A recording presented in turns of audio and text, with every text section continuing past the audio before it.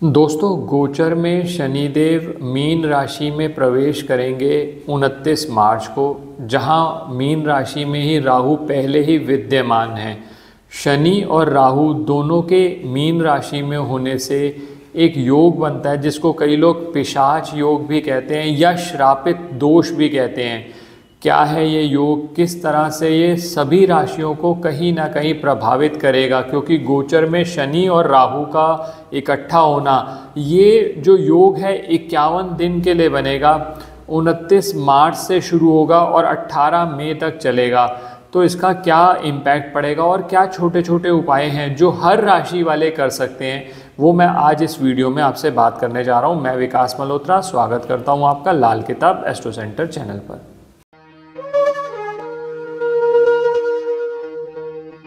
सबसे पहले दोस्तों ये बात कर लेता हूँ, इसको पिशाच योग क्यों कहते हैं या श्रापित दोष क्या कहते हैं। शनि जो है वो अंधेरा है, राहु जो है भ्रम है।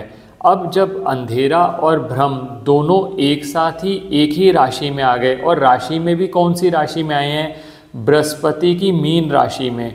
अब शनिदेव तो बृहस्पति के साथ न्यूट्रल हैं, लेकिन राहु और बृहस्पति की शत्रुता है। ऐसी स्थिति में गुरु चांडाल का भी निर्माण होता है। अब श्रापित दोष जब भी बनेगा तो सबसे बड़ी बात है, क्योंकि राहु अचानक होने वाली घटनाओं का कारक है और शनिदेव क्या है, शनिदेव न्यायाधीश हैं। शनिदेव को जो भी फल देना होता है वो राहु और केतु के थ्रू देते हैं, क्योंकि केतु अपनी कुछ सोच नहीं रखता, वो जैसा राहु कहता है वैसा ही एक्ट करता है। तो आप खुद समझ सकते हैं, जब शनि, राहु और केतु तीनों एक ही तरह से अफेक्ट हो रहे हैं, जो पापी ग्रह का टोला भी बोला जाता है, तो उससे हर राशि पे कुछ ना कुछ प्रभाव पड़ेगा। बात शुरू करता हूँ आपकी मेष राशि से। ये जितनी भी मैं बात आपसे कर रहा हूँ चंद्रमा की प्लेसमेंट के हिसाब से, चंद्र राशि के हिसाब से आपसे बात कर रहा हूँ। सबसे पहले मेष राशि की बात करी जाए, और मैंने जैसा आपको टाइटल में भी देखा है, आपने उसमें मैंने बोला है कि 4 राशियों को विशेष सावधानी बरतने की ज़रूरत है, जिसमें पहली राशि जो बात कर रहा हूँ वो मेष राशि है। मेष राशि को क्यों कह रहा हूँ ऐसा मैं, क्योंकि मेष राशि के 12वें घर में ये गोचर हो रहा है। अब 12वां घर होता है आपका एक्सपेंस का, 12वां घर होता है आपके खर्चे का। ऐसे खर्चे जो किसी भी चीज़ पे किए जा सकते हैं, हो सकता है वो हॉस्पिटलाइजेशन पे खर्चा हो सकता है वो कोर्ट कचहरी पे वो खर्चा हो। यानी जब खर्चा बढ़ेगा, जब जहाँ पर खर्चा बढ़ेंगे तो कहीं ना कहीं आपकी फाइनेंशियल पोजीशन अफेक्ट होगी। तो सबसे पहला, और वैसे भी मेष राशि में दोस्तों एक बात और ध्यान रखनी है कि शनि की 7.5 शुरू हो रही है 29 मार्च को।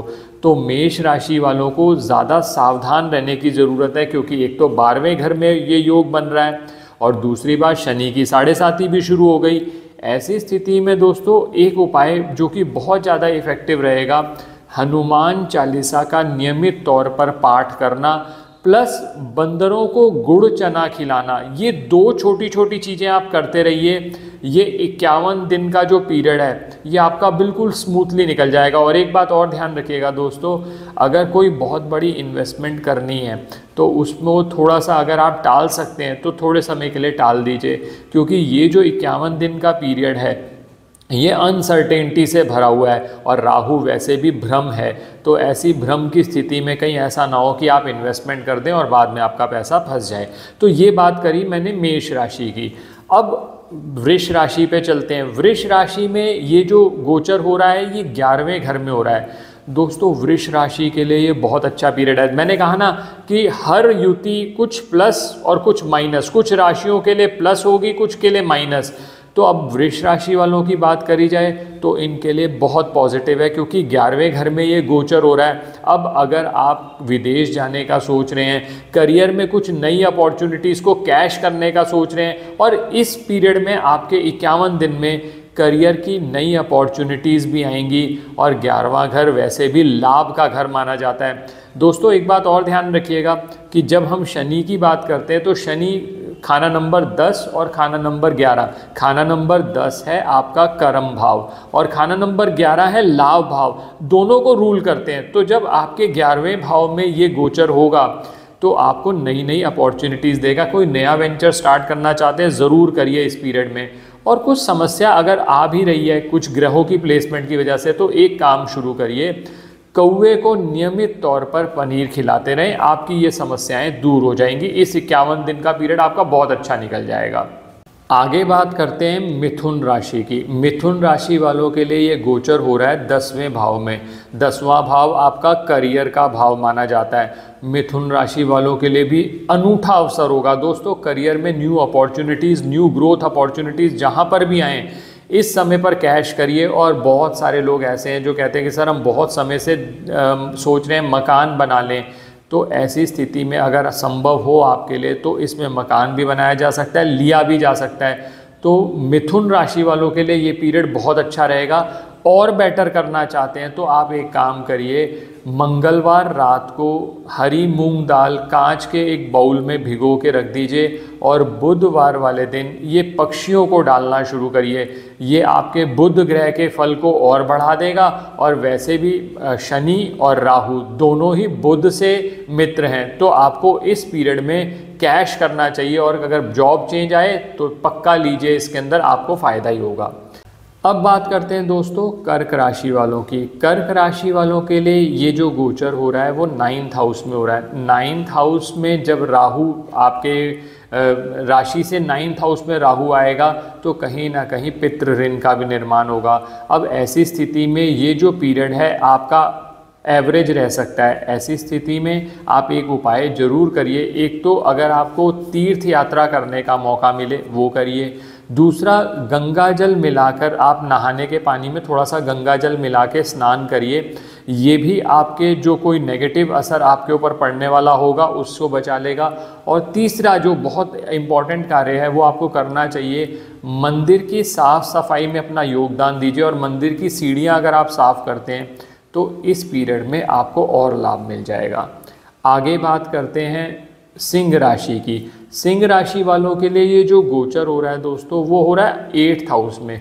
अब 8वां जो हाउस है वो कहीं ना कहीं आपके लिए बाधक स्थान बन जाता है, बाधाओं का स्थान बन जाता है। तो ऐसी स्थिति में हो सकता है कि ये जो 51 दिन का पीरियड है आपके काम में बाधाएं आए। अगर आप बहुत समय से कोई कोर्ट केस में फंसे हुए हैं, या आपने किसी से पैसे लेने हैं, या आपने इन्वेस्टमेंट कर दी है, तो पैसे फंसने का चांस बनता है। तो ऐसी स्थिति में थोड़ा सा पहले तो ये ध्यान रखिए, नई इन्वेस्टमेंट नहीं करनी। अगर डिले कर सकते हैं जो चीज़ें वो आप डिले करिए। और इस पीरियड को और बेटर करने के लिए आप नियमित तौर पर सूर्य को जल दीजिए। और प्लस इसके अलावा जहाँ जहाँ भी आपके लिए संभव हो सफाई कर्मचारी को नियमित तौर पर कुछ न कुछ सिक्के दान देते रहें। आप चाहें तो सफाई कर्मचारी को चाय पिला सकते हैं। अगर शनि संबंधित बहुत ज़्यादा कष्ट आ रहे हों तो बहुत अच्छा रहेगा, जो डकौत होता है आप एक कटोरी ले लीजिए लोहे की, उसमें तेल डाल लीजिए, शुक्रवार रात को अपने सिरहाने रख लीजिए, शनिवार को जो डकौत आता है तेल मांगने वाला आता है आप उसको वो दान दे दीजिए। तो आपका ये पीरियड जो 51 दिन का पीरियड है जिसमें आपको दिक्कत होने की पूरी संभावना है वो सही से निकल जाएगा। अब बात करते हैं कन्या राशि वालों की। कन्या राशि के लिए ये जो गोचर है 7th हाउस में हो रहा है। तो 7th हाउस में जब भी ये गोचर होगा तो कहीं ना कहीं आपको अपने लाइफ पार्टनर से या बिजनेस पार्टनर से कन्फ्लिक्ट होने की संभावना बनती है। कोशिश करिए कि उन कन्फ्लिक्ट्स को पहले अवॉइड करें। अगर आपको बार बार वो कन्फ्लिक्ट हो रहे हैं तो उसके लिए एक बहुत अच्छा उपाय आप कर सकते हैं। 7 नारियल ले लीजिए पूजा वाले, अपने सर से एंटी क्लॉकवाइज घुमाकर गुरुवार वाले दिन उनको जल प्रवाह कर दीजिए। 1 महीने में एक बार कर लीजिए, आप देखेंगे ये 51 दिन भी आपके कहीं ना कहीं जो नुकसान होना था आपको, आप उससे बच गए। अब बात करते हैं तुला राशि वालों के लिए। तुला राशि वालों के लिए जो गोचर है वो 6th हाउस में हो रहा है। अब 6th हाउस जो होता है वो रोग, ऋण और शत्रु का माना जाता है। तो ऐसी स्थिति में अगर आप नया कोई बिज़नेस करने जा रहे हैं, नया कोई वेंचर स्टार्ट करने जा रहे हैं, तो हो सकता है आपको ये देखने को मिले कि अज्ञात शत्रु आपके कहीं ना कहीं से आ गए, कोई ना कोई नुकसान करने की कोशिश करने लगे। शनि की पोजीशन अगर आपकी पत्रिका में ठीक है तो आप उन शत्रुओं से अपने आप ही विजय प्राप्त करते चले जाएंगे। लेकिन अगर मान लीजिए आपको कहीं पर कोई दिक्कत हो रही है तो उसके लिए सबसे अच्छा तरीका रहेगा आप या तो अंधों को खाना खिला दीजिए नियमित तौर पर, या फिर ऐसा कर सकते हैं किसी ब्लाइंड स्कूल में आप डोनेशन दे दीजिए। तो ये जो समस्याएं आपकी बार बार आ रही हैं उससे आप बचे रहेंगे। अगर व्यापार में कोई बाधा देखने को मिल रही है तो आप ऐसा कर सकते हैं, मंगलवार रात को एक कांच के बाउल में हरी मूंग की दाल भिगो दीजिए और बुधवार वाले दिन उसको नियमित तौर पर पक्षियों को डालते रहें। तो आपको इस आने वाले समय में जो समस्या भी आने वाली होगी उससे आप बच जाएंगे। अब बात करते हैं वृश्चिक राशि वालों की। वृश्चिक राशि के लिए ये जो युति है 5th हाउस में हो रही है। अब 5th हाउस जो होता है वो संतान से संबंधित है, प्रेम संबंध 5th हाउस से देखे जाते हैं, आपकी एजुकेशन 5th हाउस से देखी जाती है, फ्यूचर के लिए आप क्या करेंगे ये 5th हाउस से देखा जाता है। और जब 5th हाउस में ये युति हो गई, कहीं ना कहीं आपको इन चीज़ों से संबंधित समस्याएँ आने वाली हैं। तो इसके लिए 2 छोटे छोटे कार्य कर लीजिए। एक तो नियमित तौर पर सूर्य को जल देना शुरू करिए। दूसरा, हनुमान चालीसा का बहुत रेगुलरली, खासकर मंगलवार वाले दिन आप जाप जरूर करें। आप देखेंगे जो ये समस्याएं आ रही थी, आप कंसंट्रेट नहीं कर पा रहे थे। और दोस्तों, अगर डिलीवरी ड्यू है तो थोड़ा सा और ज़्यादा ध्यान रखिएगा बच्चे का, और बच्चे से संबंधित कुछ भी समस्याएं हो सकती हैं तो पहले ही अपनी पत्रिका देखकर उपाय कर लीजिएगा, ताकि कोई भी ऐसी दिक्कत इन 51 दिनों में आपको ना हो। अब आगे बात करते हैं धनु राशि की। धनु राशि की बात करी जाए तो ये जो युति है वो 4th हाउस में हो रही है। 4th हाउस में ये युति एवरेज रहेगी, क्योंकि माता का स्थान माना जाता है 4th हाउस। 4th हाउस के अंदर फिर भी अगर आपको मान लीजिए कोई समस्या हो रही हो धनु राशि वालों के लिए, तो एक छोटा सा कार्य आप नियमित तौर पर करना शुरू करें। जो कौवे होते हैं उनको पनीर खिला दीजिए। अब बहुत सारे लोग कहते हैं सर कौवे उपलब्ध नहीं होते, तो ऐसी स्थिति में मज़दूरों को नियमित तौर पर आप भोजन कराते रहें, और अपने घर के अंदर गंगा जल थोड़ा ज़्यादा मात्रा में, और अगर हो सके तो 16 लीटर गंगा जल अपने घर के अंदर, उसके अंदर चांदी के 4 स्क्वायर पीसेस डालिए, 1 by 1 साइज़ के। वेट की कोई प्रिस्क्रिप्शन नहीं है। तो आप देखेंगे ये स्थिति जो आपको कहीं पर कोई नुकसान करने वाली हुई, ये गोचर आपका बहुत आसानी से निकल जाएगा। अब बात करते हैं मकर राशि वालों की। मकर राशि वालों पर 29 मार्च को 7.5 भी ख़त्म हो जाएगी। अब मकर राशि की बात करी जाए तो उनके 3rd हाउस में ये गोचर हो रहा है। बहुत अच्छा रहेगा उनके लिए। ऐसा समय आएगा क्योंकि वो कॉन्टैक्ट से एक तो फ़ायदा उठा सकते हैं, अपनी कम्युनिकेशन स्किल से फ़ायदा उठा सकते हैं, और अगर कोई नया वेंचर करना चाहते हैं तो ये समय पूरा उपयुक्त है जिसके अंदर वो नए वेंचर में जा सकते हैं। फिर भी अगर कोई समस्या आती है तो अंधों को खाना खिलाना, ब्लाइंड स्कूल में डोनेशन देना, या मज़दूरों को जो कंस्ट्रक्शन साइट पे वर्कर्स हैं उनको नियमित तौर पर आप खाना खिलाते रहें। कौवे को पनीर खिलाना शुरू करें। आप देखेंगे ये जो समस्याएं तो दूर की बात है, ये पीरियड आपके लिए गोल्डन पीरियड साबित होगा। आगे बात करते हैं कुंभ राशि वालों की।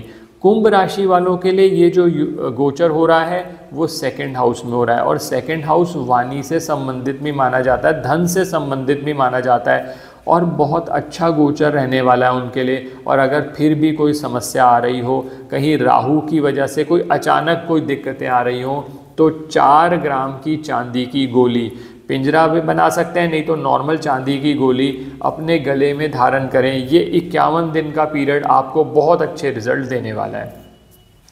आखिर बात करते हैं मीन राशि की। मीन राशि की बात करी जाए तो मीन राशि के अंदर, क्योंकि 1st हाउस के अंदर ये गोचर हो रहा है, तो सबसे पहला तो उनको ये रिस्क है कि अपनी हेल्थ का ध्यान रखें। हेल्थ बहुत ज़्यादा इम्पॉर्टेंट है इस पीरियड में। 51 दिन बहुत ध्यान रखिएगा।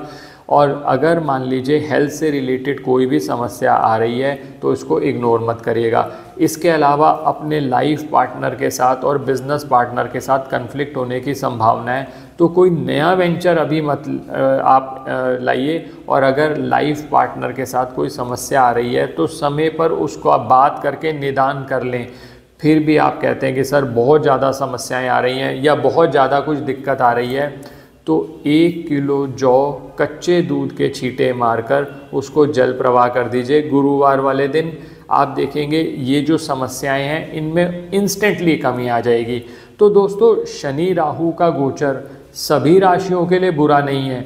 4 राशियां मैंने आपसे बात करी, 1, 5, 8, 12, इनके लिए थोड़ा सा सावधानी बरतने की ज़रूरत है।